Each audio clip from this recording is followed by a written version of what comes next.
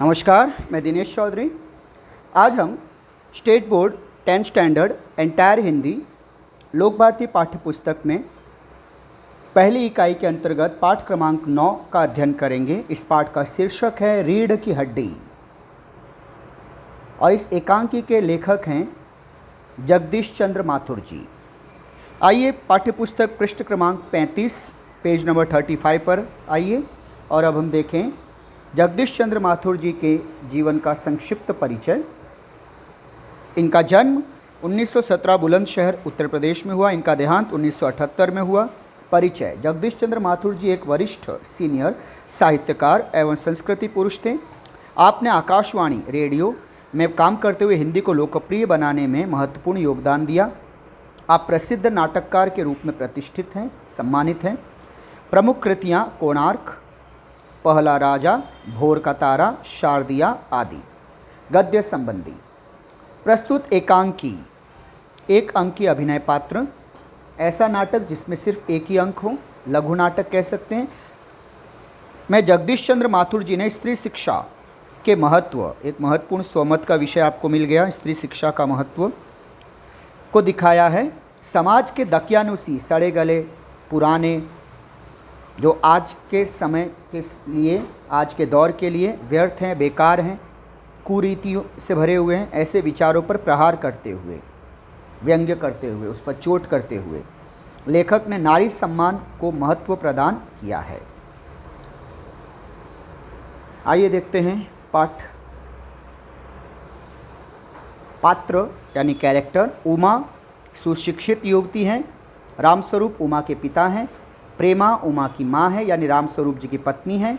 शंकर एक नौजवान युवक है, एक नवयुवक है जो उमा के विवाह का प्रस्ताव लेकर आया है, यानी उमा को देखने आए हैं। गोपाल प्रसाद शंकर के पिता हैं। ये अपने निकम्मे बेटे शंकर के साथ उमा को देखने आए हैं।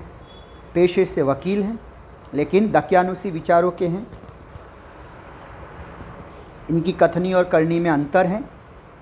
रतन रामस्वरूप जी के घर का नौकर है।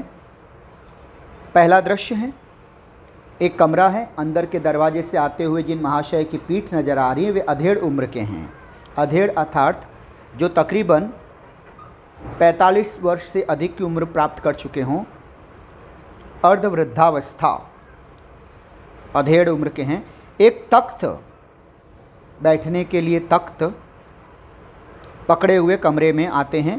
तख्त का दूसरा सिरा, मुहाना, दूसरी तरफ का हिस्सा उनके नौकर रतन ने पकड़ रखा है और रामस्वरूप जी उससे कह रहे हैं, अबे धीरे धीरे चल, हाँ धीरे धीरे, हाँ अब तख्त को उधर मोड़ दे, उधर उधर उधर, और तख्त के रखे जाने की आवाज़ आती है। अब याद रखना बच्चे, कारक में अबे संबोधन कारक, पुकारा है, पुकारने के लिए। रतन, बिछा दें साहब, अब इस तख्त को बैठने योग्य कर दूं ताकि उस पर चद्दर वगैरह डाली जाए और बैठने के इंतज़ाम किए जाएं। तो रामस्वरूप जी जरा तेज आवाज़ में, और क्या करेगा, परमात्मा के यहाँ अकल बट रही थी तो तू देर से पहुँचा था क्या? बिछा दूं साहब। अरे बिछाएगा नहीं तो क्या करेगा, हैं? और ये पसीना किस लिए बहाया है? अगर बिछाना नहीं होता, अगर इसका उपयोग नहीं करना होता तो इतनी दूर से इसको उठा के क्यों लेके आए हैं खामखा? और रतन जैसे वो बहुत टैलेंटेड बंदा है, जैसे लगता है उसको बहुत ही ज़्यादा ज्ञान प्राप्त हो गया हो, बहुत समझ गया हो, तो खिसियाते हुए हंसता है। और रामस्वरूप जी अब दरी उठाते हुए कहते हैं, और बीबी जी के कमरे में से हारमोनियम उठा ला और सितार भी, जल्दी जा। और रतन चला जाता है। अब रामस्वरूप जी और उनकी पत्नी जी प्रेमा जी तख्त पर दरी बिछाते हैं ताकि उस पर बैठा जाएगा, बाद में बैठने के लिए उसका उपयोग होगा। प्रेमा रामस्वरूप जी की पत्नी, वे कहती हैं, लेकिन वह तुम्हारी लाडली बेटी उमा तो मुंह फुलाए पड़ी है। मुंह फुलाए पड़ी है, मुंह फुलाना मुहावरा है। इसका अर्थ होता है रूठना, नाराज़ होना। रामस्वरूप जी, क्या हुआ? तो प्रेमा जी बताती हैं, अरे तुम्ही ने तो कहा था ना कि उसे ठीक ठाक करके नीचे लाना। तो राम स्वरूप जी, अरे हाँ हाँ, देखो ज़रा उमा से कह देना कि ज़रा करीने से आए, करीने से, सलीके से, ढंग से, व्यवस्थित तरीके से। क्यों? क्योंकि ये लोग जो आ रहे हैं ना, ये ज़रा ऐसे ही हैं, खुद पढ़े लिखे हैं, वकील हैं, सभा सोसाइटियों में जाते हैं, मगर चाहते हैं कि लड़की ज़्यादा पढ़ी लिखी ना हो। बच्चों याद रखो, ये हाइफन आया, हाइफन आया, हाइफन आया, तो ये तीनों शब्द क्या हुए? शब्द युग्म। ये चिन्ह जो हैं योजक चिन्ह, ठीक है। पढ़े लिखे हैं, जो लड़की को देखने आ रहे हैं, लड़की का पिता जानता है कि जो लड़की को देखने आ रहे हैं वे लड़के वाले पढ़े लिखे हैं, बल्कि उच्च शिक्षित हैं, यानी वकील हैं, और समाज में सभा सोसाइटियों में जाते हैं। वहाँ पर समाज सुधार के लिए, बुरे रीति रिवाजों को मिटाने के लिए प्रवचन देंगे, भाषण देंगे। लेकिन जब वही बात खुद पर लागू हो तो चाहते हैं कि नहीं, हमारे घर की बहू ज़्यादा पढ़ी लिखी ना हो। बताइए, अपने बेटे के लिए दुल्हन देखने आए हैं, लड़की देखने आए हैं, और चाहते क्या है, कंडीशन क्या रखी है कि लड़की ज़्यादा पढ़ी लिखी ना हो, क्योंकि पढ़ी लिखी होगी तो फिर उनके नखरे, यानी इनके तेवर कौन सहेंगे, क्योंकि इनकी जो बुराइयां हैं ससुराल वालों की, वो कैसे झेलेंगे। कम पढ़ी लिखी लड़की होगी तो चुपचाप गाय की तरह सिर झुकाए सारे आदेश मानेगी, ये अपना मनचाहा जुल्म उस पर करेंगे, क्योंकि वो अपने अधिकारों को लेकर सचेत नहीं होगी।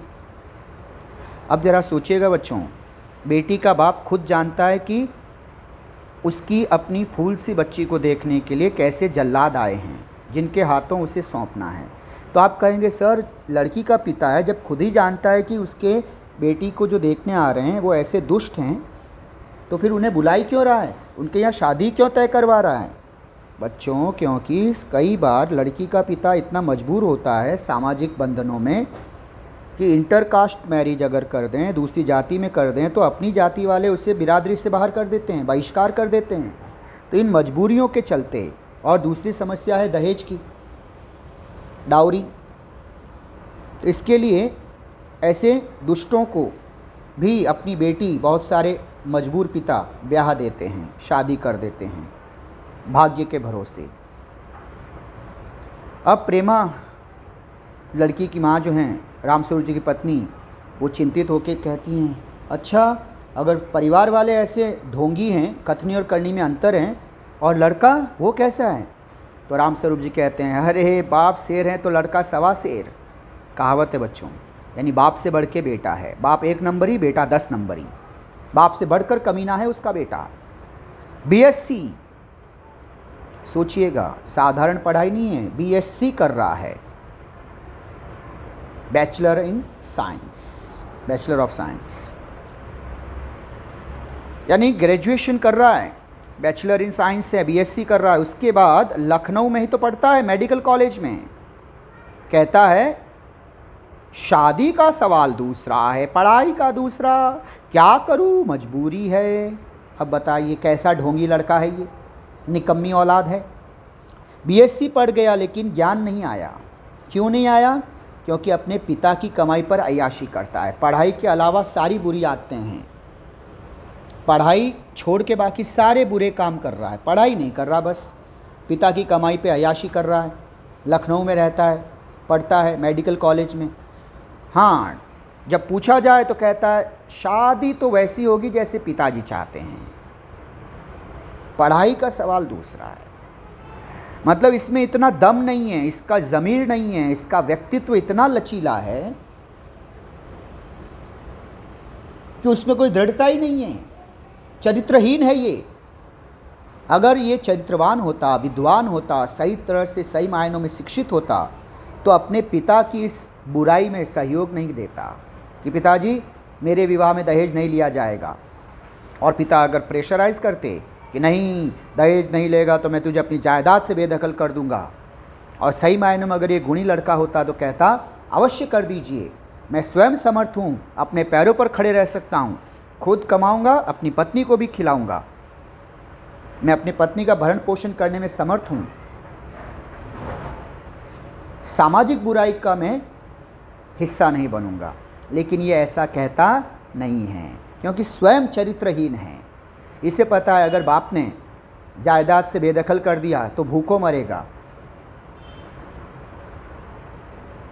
खुद अपनी कोई योग्यता, काबिलियत, औकात नहीं है उसकी, इसलिए पिता की बुराई में भी योगदान देता है और इसे कोई इस बात का अफसोस, ग्लानि नहीं है, मजबूरी का नाम दे देता है बस।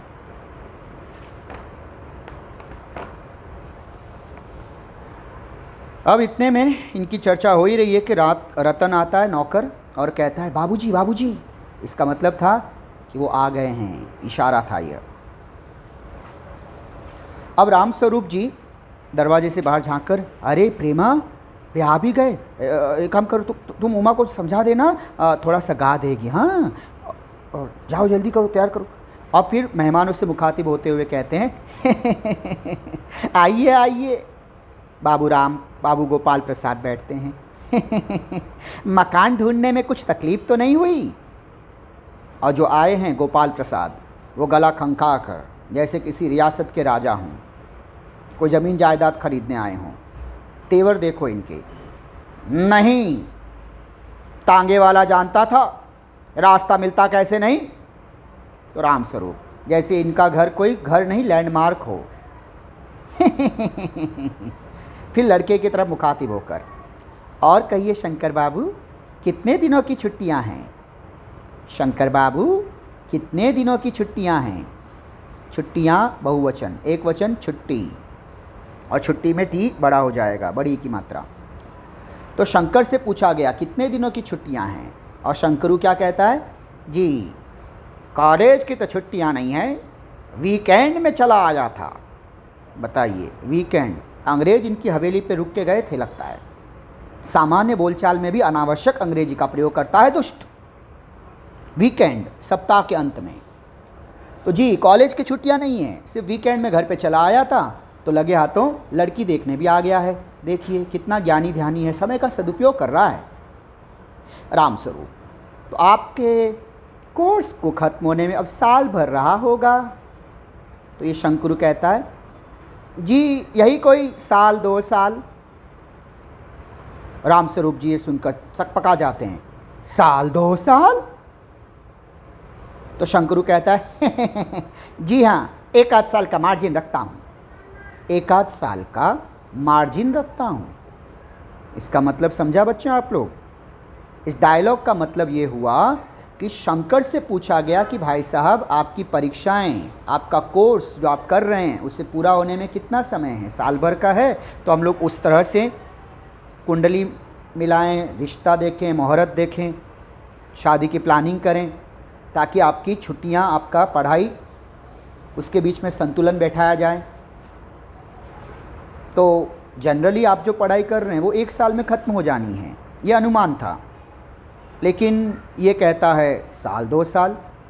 तो साल 2 साल सुन के हैरानी होती है, क्योंकि जो काम 1 साल में ख़त्म हो सकता था उसके लिए तू 2 साल कह रहा है, वो भी कंफर्म नहीं।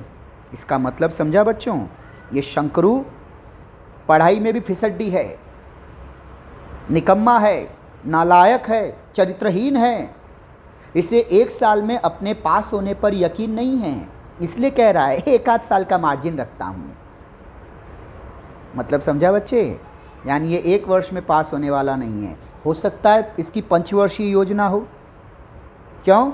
बाप की कमाई है, पढ़ने का कोई प्रेशर ही नहीं है, तुक्के से चले जा रहे हैं, अय्याशी किए जा रहे हैं।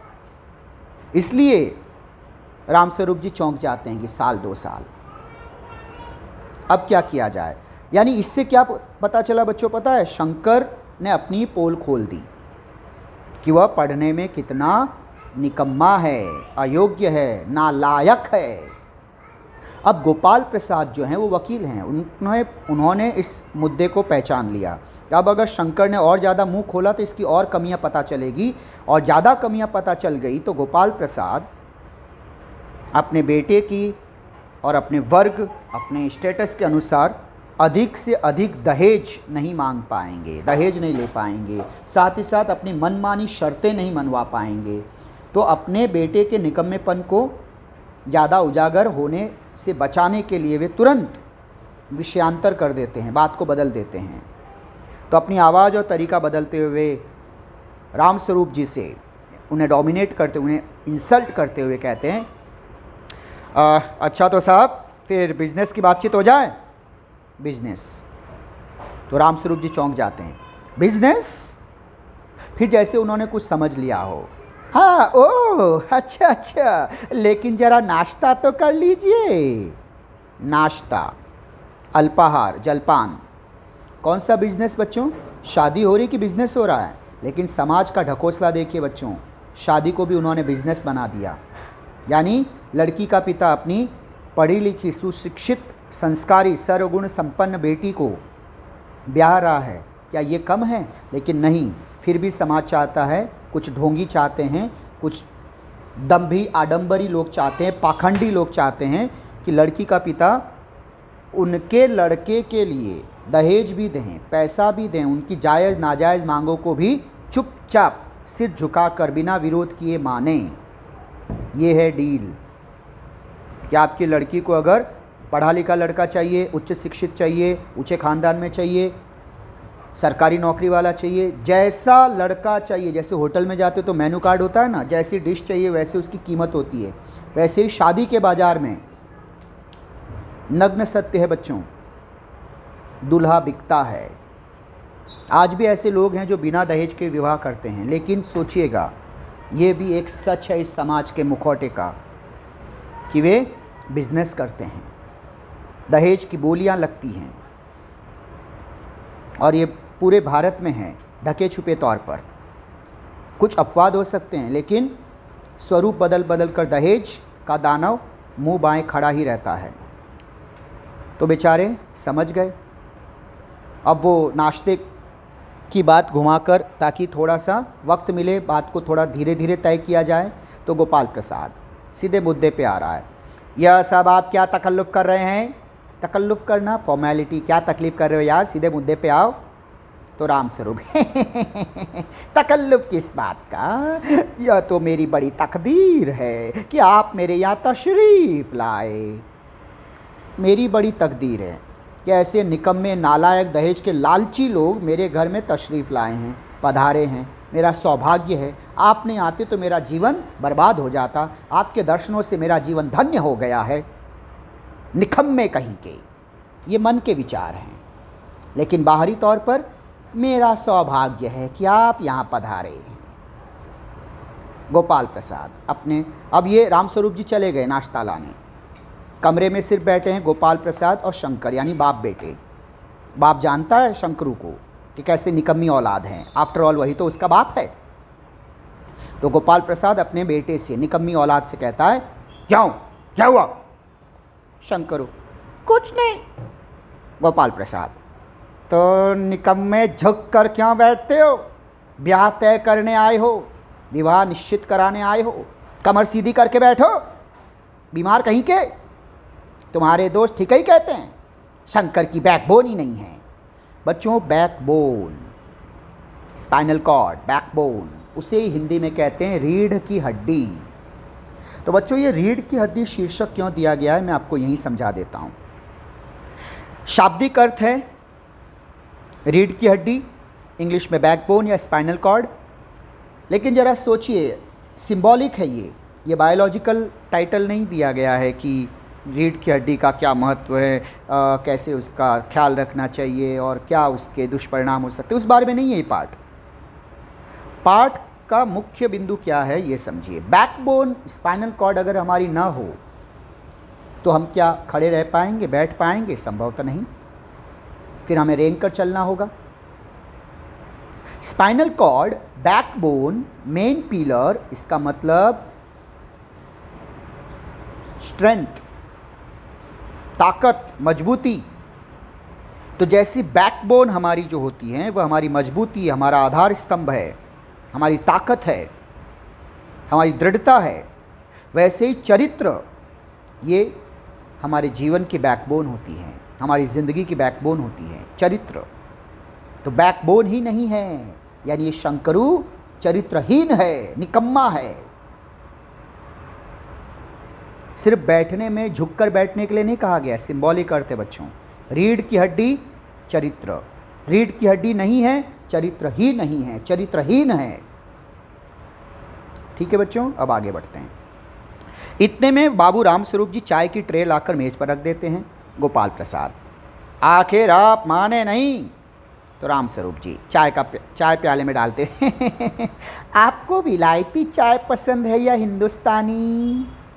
तो गोपाल प्रसाद, नहीं नहीं साहब, मुझे आधा दूध और आधी चाय दीजिए। हाँ, ज़रा चीनी भी ज़्यादा डालिएगा, थोड़ी शक्कर अधिक डालिएगा। शंकरू खंकार कर, ये ऐसी निकम्मी औलाद है जो अपने बाप पे ही जोक मारने वाली है। बाप ने तो साधारण कहा कि मुझे चीनी थोड़ी ज़्यादा दे देना, और ये निकम्मा क्या कह रहा है वो देखिए। इसे पता भी नहीं किस पे जोक मारना है। कहता है सुना है सरकार ज़्यादा चीनी लेने वालों पर टैक्स लगाएगी। मतलब अपने बाप को ही डरा रहा है, ज़्यादा चीनी लिया ना बापू तो सरकार तुम पे ज़्यादा टैक्स लगाएगी। बताइए, ये कोई जोक मारने का टाइम है? लेकिन देखो, ऊंचे लोगों के ऊंचे जोक्स। यानी ऐसा निकम्मा है, इसे पता ही नहीं है कि किसको क्या बोलना है। सोचिए, शादी करने आया है निकम्मा। गोपाल प्रसाद चाय पीते हुए, सरकार चाहे जो कर लें, पर अगर आमदनी करनी है, कमाई करनी है, तो सरकार को बस एक ही टैक्स लगाना चाहिए। रामस्वरूप शंकर को प्याला थमाते हुए, जी वह क्या? बताइए, आप वकील हैं, आप सरकार को सलाह देंगे, और सरकार मानो आप ही के इंतज़ार में बैठी है कि कब आप आदेश दें, कब आप सुझाव दें और हम टैक्स लगाएं। तुम्हारे भरोसे तो बैठी है ना सरकार। रायचंद कहीं के रायचंद, सलाह देने वाले बच्चों, इस देश में एडवाइज़रों की कमी नहीं है। एक से बढ़कर एक रायचंद हैं, राय बहादुर हैं। ये भी रायचंद है, बेमतलब बात को विषयांतर कर रहे हैं। बोलता है सरकार को कमाई करनी है तो बस एक टैक्स लगाओ। तो पूछा गया क्या? तो कहता है खूबसूरती पर टैक्स। कैसा निकम्मा है ये, खूबसूरती पे टैक्स लगवाएगा। तो रामस्वरूप और शंकरू हंस पड़ते हैं, क्या बेवकूफ़ी बात कर रहे हो भाई? तो ये कहता है नहीं नहीं, मजाक नहीं साहब, यह एक ऐसा टैक्स है जनाब कि देने वाले चूँ भी ना करेंगे, आपत्ति भी नहीं करेंगे, कोई विरोध भी नहीं करेगा, चुपचाप टैक्स देगा। किस बात का? खूबसूरती का टैक्स। साइकोलॉजिकली ये एक ऐसी कल्पना कर रहा है कि इनकम टैक्स क्या होता है बच्चों। सोचिए, इनकम टैक्स अधिक आय है, अगर आपकी कमाई अधिक है तो आप अधिक टैक्स देंगे। कमाई पर एक निश्चित तय किया गया कर है, उसे आयकर कहते हैं, इनकम टैक्स। तो ज़्यादा कमाई है, ज़्यादा टैक्स लगेगा। कमाई कम है या नहीं है, टैक्सेबल अमाउंट नहीं है, तो आपको टैक्स नहीं पे करना पड़ेगा। सिंपल सा गणित है। लेकिन समाज में लोग क्या करते हैं, ज़्यादा कमाई होने के बावजूद भी टैक्स चोरी करते हैं, टैक्स भरना नहीं चाहते हैं, कम से कम कमाई दिखाते ताकि कम टैक्स भरना पड़े। टैक्स कंसल्टेंट को अप्रोच करते हैं, अपने सीए से अप्रोच करते हैं ताकि कम से कम टैक्स पे करना पड़े। लेकिन ये एक नया एडवाइस कर रहा है कि अगर सरकार इनकम की बजाय खूबसूरती पैरामीटर रख दें कि जो ज़्यादा से ज़्यादा खूबसूरत होगा वो ज़्यादा टैक्स देगा, जो कम खूबसूरत है वो कम टैक्स देगा। ये साइकोलॉजिकली हर एक मनुष्य चाहता है कि ज़्यादा से ज़्यादा सुंदर दिखते, ज़्यादा से ज़्यादा सुंदर लगे। हर कोई अपने आप को अद्वितीय रूप से खूबसूरत मानता है, सुंदर मानता है। तो लोग ज़्यादा से ज़्यादा टैक्स पे करके खुद को खूबसूरत, सरकारी कागज़ पर खूबसूरत दिखाना चाहेंगे। यानी हर कोई अपनी कमाई से अधिक टैक्स पे करेगा। क्यों? उसे खूबसूरत साबित करना है खुद को, और इस तरह से सरकार की टैक्स चोरी नहीं होगी। क्या वाहियात कल्पना है, क्योंकि प्रैक्टिकली ये पॉसिबल नहीं है। वकील है ना ये, इसलिए बातों में उलझा दिया इसको। रामस्वरूप जी जोर से हंसते हैं, वाह वाह वाह वाह, क्या खूब सोचा है आपने, एकदम आउट ऑफ वर्ल्ड हैं आप। वाकई आजकल खूबसूरती का सवाल भी बेढब हो गया है, बेढब, बेढंगा, बेहुदा।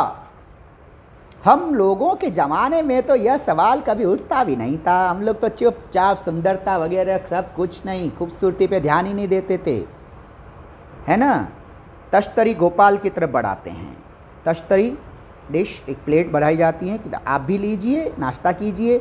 और गोपाल प्रसाद समोसा उठा लेते हैं और कहता हाँ हाँ बिल्कुल नहीं साहब, कभी नहीं, हमारे ज़माने में तो खूबसूरती मन की देखी जाती थी, तन की नहीं।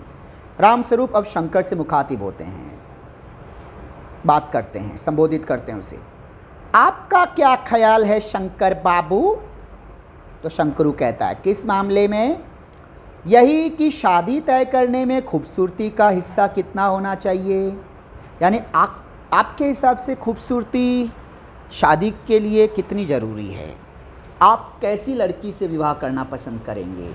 या आपने क्या सोचा है कि आपके जीवन संगिनी में तन की सुंदरता ज़्यादा आपके लिए महत्वपूर्ण है या मन की सुंदरता? तो अब स्वाभाविक है शंकरू जो कहता उससे कुछ बेढंगा ही कहता, क्योंकि अब तक तो उसने अपने चरित्र से बता ही दिया कि वो जो कुछ भी कहेगा सब वाहियात होगा, घटिया होगा। तो गोपाल प्रसाद को पता है अपने खोटे सिक्के के बारे में, बाप है ना, जानता है वो, तो तुरंत विषयांतर कर देता है, बात को लपक लेता है, क्योंकि उसे पता है कि निकम्मा मुंह खोलेगा तो और कुछ घटिया बोलेगा और अपनी चरित्रहीनता को दर्शाएगा। नतीजा ये होगा कि वह अधिक से अधिक दहेज या अपनी मनमानी नहीं करवा पाएगा। तो देखिए कैसे पोजीशन संभालता है ये गोपाल प्रसाद बीच में ही। यह बात दूसरी है बाबू रामस्वरूप, मैंने आपसे पहले भी कहा था लड़की का खूबसूरत होना निहायत ज़रूरी है। निहायत, एकदम, बिल्कुल, अत्यंत आवश्यक है। और जायचा जन्म पत्र तो मिल ही गया होगा, कुंडली?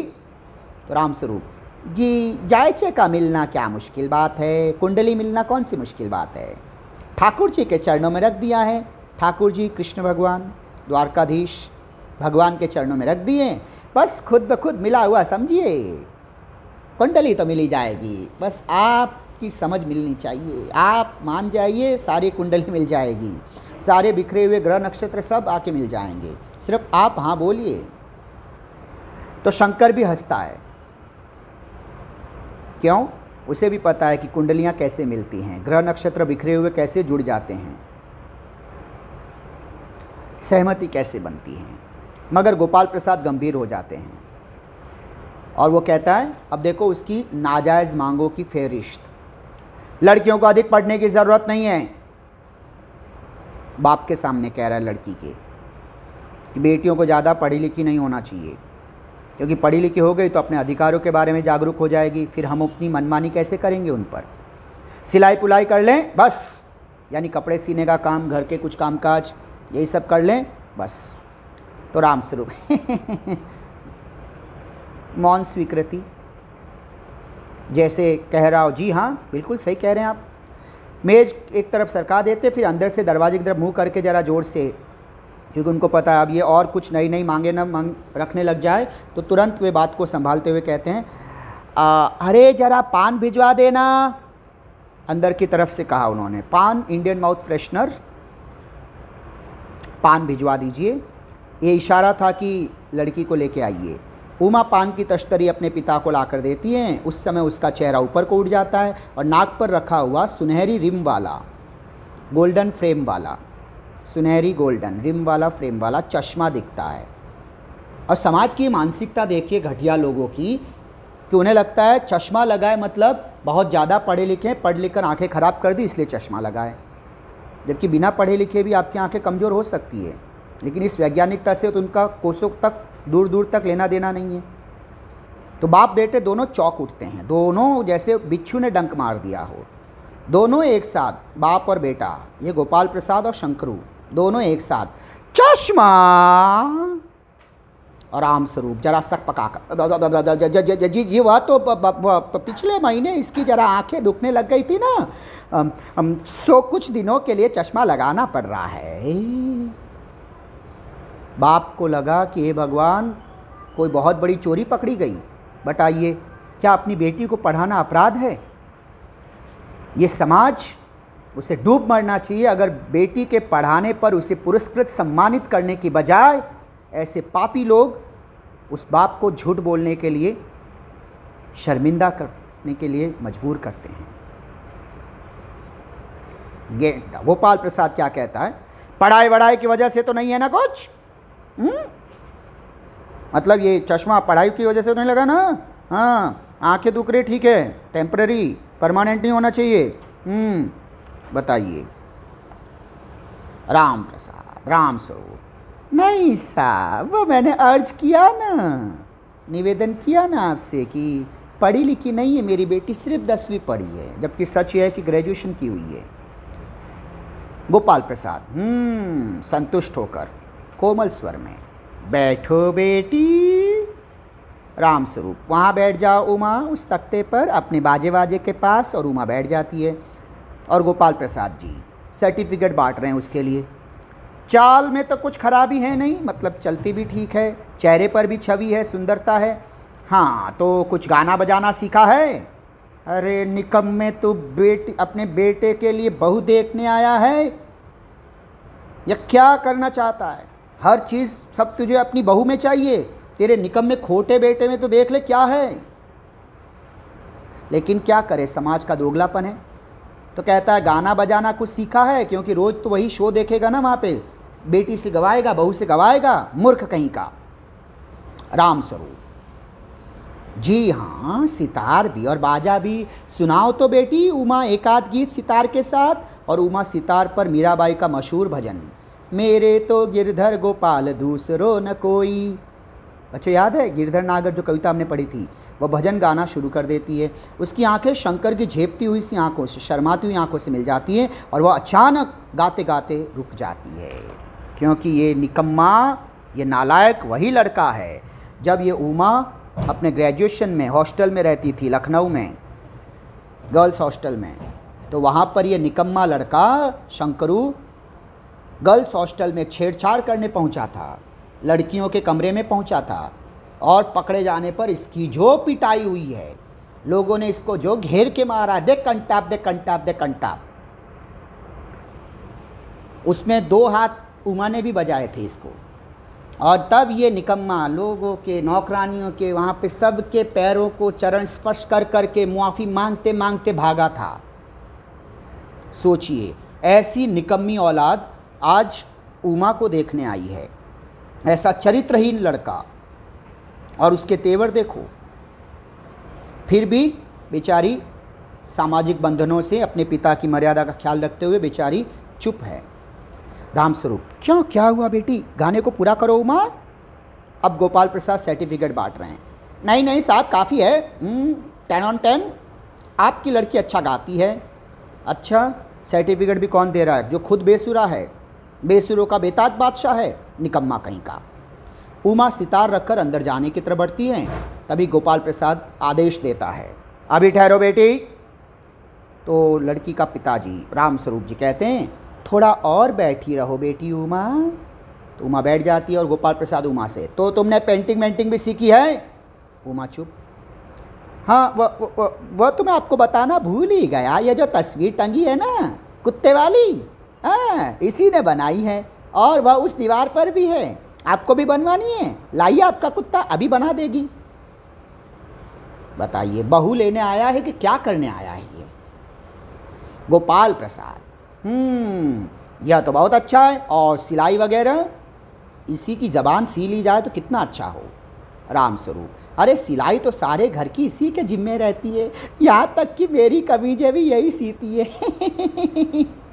बताइए, लड़की का बाप इतना गरीब, इतना मजबूर कि बेटी के लिए हर तरफ कवर कर रहा है। और गोपाल प्रसाद, ठीक है, लेकिन हाँ बेटी, तुमने कुछ इनाम बिनाम भी जीते थे, या सिर्फ ऐसे ही सीखने के लिए सीख लिया? क्योंकि इनाम जितवा रहा है ये, घर में कंपटीशन करवाएगा बेवकूफ़। उमा चुप। रामस्वरूप जी इशारे के लिए खांसते हैं लेकिन उमा चुप है। बोल बेटी बोल। उसी तरह गर्दन झुकाए गोपाल प्रसाद अधीर हो उठते हैं, व्याकुल हो जाते हैं, और रामस्वरूप सकपकाते हैं कि बोल क्यों नहीं रही है। रामस्वरूप, जवाब दो उमा। और फिर जरा शर्म आती है, इनाम तो इसने इतने जीते हैं। आगे वो बोलने ही वाले थे कि ये गोपाल प्रसाद जरा नाराज़ हो जाता है और रूखे स्वर में कहता है, जरा इसे भी तो मुंह खोलना चाहिए, बोलना भूल गई है क्या?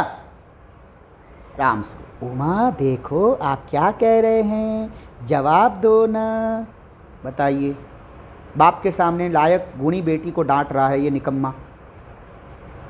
मजबूरियां ना होती तो मुंह तोड़ दिया जाता उसका।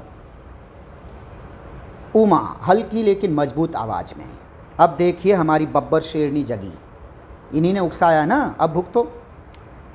क्या जवाब दूं बाबूजी? जब कुर्सी और मेज़ बिकती है ना, टेबल कुर्सी जब बिकती है तब दुकानदार कुर्सी और मेज़ से कुछ नहीं पूछता, सिर्फ खरीदार को दिखला देता है, पसंद आ गई तो अच्छा है वरना अगली दुकान। वैसे ही कुर्सी मेज़ की तरह हम बेटियां हैं और ये आए हैं खरीदार, इसमें हमारी मर्जी कहाँ चलेगी।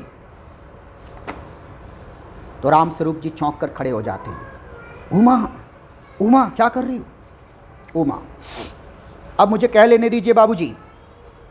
गोपाल प्रसाद ताव में आकर, जैसे उसे कोई बहुत बड़ा बहाना मिल गया हो डोमिनेट करने का, इंसल्ट करने का। बाबू राम स्वरूप, आपने मेरी इज्जत उतारने के लिए मुझे यहाँ बुलाया था? उमा उससे भी तेज आवाज में, जी हाँ, और हमारी बेइज्जती नहीं होती जो आप इतनी देर से नाप तौल कर रहे हैं। अब शंकरू पहली बार बोला, बाबूजी चलिए। गोपाल प्रसाद, क्या क्या तुम कॉलेज में पढ़ी हो? क्योंकि तुम कॉलेज में नहीं पढ़ी होती तो तुम इस तरह से अपने अधिकारों को लेकर सचेत नहीं होती। ये तो हमारे लिए खतरे की घंटी है। अच्छा हुआ तुमने यहीं बोल दिया, शादी हो जाते हो फिर हमें पता चलता तो हम तुम पे जुल्म नहीं कर पाते, हमारा जीवन बेकार हो जाता ना। तो क्या तुम कॉलेज में पढ़ी हो? तो उमा कहती है, जी हाँ, मैं कॉलेज में पढ़ी हूँ, मैंने बीए पास किया है, कोई पाप नहीं किया है, कोई चोरी नहीं की और न ही आपके पुत्र की तरह लड़कियों के हॉस्टल में ताक झांक करके कायरता दिखलाई है।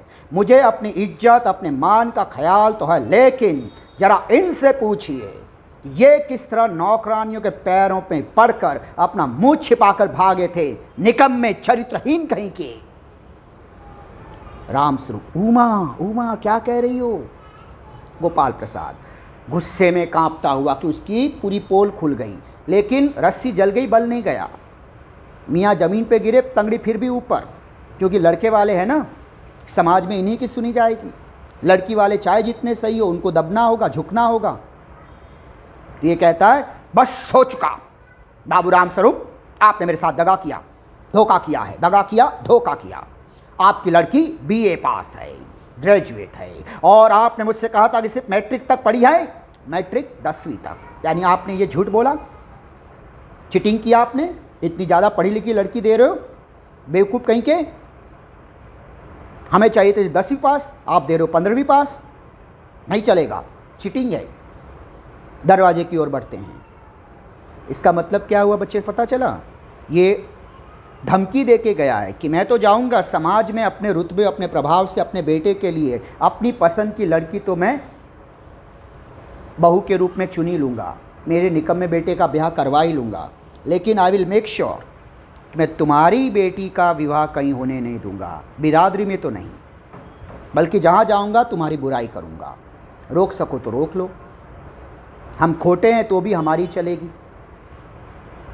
अब देखिए उमा बब्बर शेरनी की तरह माँ दुर्गा का स्वरूप उस जाते हुए गोपाल प्रसाद रूपी गेंडे को ललकारते हुए कहती है, जी हाँ जाइए, जरूर चले जाइए, लेकिन घर जाकर जरा यह पता लगाइए कि आपके लाडले बेटे की रीढ़ की हड्डी भी है या नहीं, यानी बैकबोन। बैकबोन जाता कहाँ है गेंडे? बैकबोन, बैकबोन, रीढ़ की हड्डी, चरित्रहीन। बाबू गोपाल प्रसाद के चेहरे पर बेबसी का गुस्सा, कुछ नहीं कर पा रहा क्योंकि पूरी पोल खुल गई और उनके लड़के के रुलासापन, बेचारा रोने की कगार पे आ गया। इतनी बुरी तरह से एक्सपोज कहीं नहीं हुआ था, कहीं पे भी उसका भांडा नहीं फूटा था इतनी बुरी तरह से। दोनों बाहर चले जाते हैं और उमा अचानक सहसा चुप हो जाती है। तो बच्चों, यह था पाठ भोर का तारा एकांकी संग्रह से संकलित। हमने इसके डायलॉग के साथ इसके भाव, इस पाठ की संवेदना पर गौर किया। अब हम अगले भाग में बच्चों इसके प्रश्न उत्तर पर चर्चा करेंगे। धन्यवाद।